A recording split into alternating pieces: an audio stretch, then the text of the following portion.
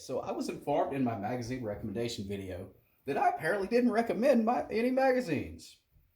I somehow managed to not upload the middle section of that video. I don't know what happened. But anyway, I'm going to make this video. It's kind of a correction real quick for that. So, first we've got magazines I like. X-Tech. These are polymer magazines with steel reinforced feed lips as well as locking lugs. In fact, the steel wraps pretty much all the way around the top of the magazine. Good guns, good magazines. Dang, I'm messing up today. Anyway, yeah, good magazines. I like them. Pretty hard to break. In fact, I put quite a few of them. I put them through hell. I got a little bit of dirt on the bottom of this one still. But I did manage to break one of them.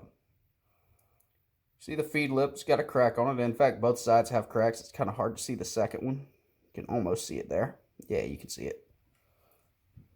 That's why I have the green tape on it, so that I know this is the broken one.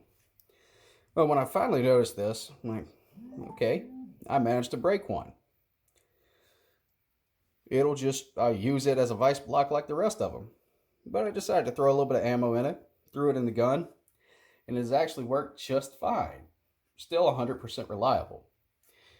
Even broken, which I assume the metal in here kind of helps the feed lip stay in place. Again, I like those magazines.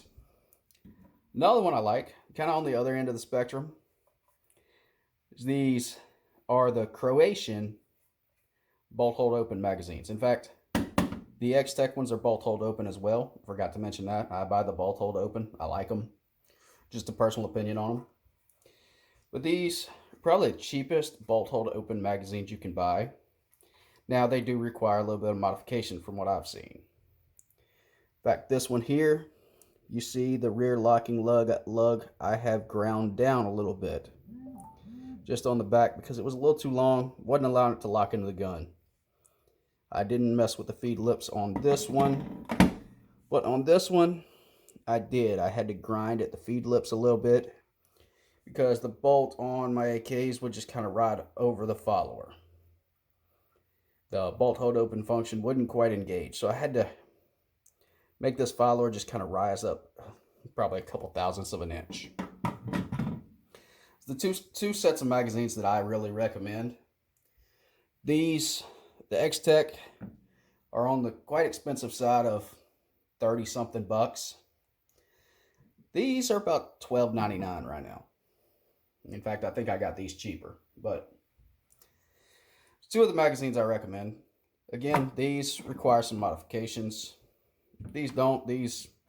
I actually use these when I'm building AKs to kind of set my magwell to these guns, these magazines.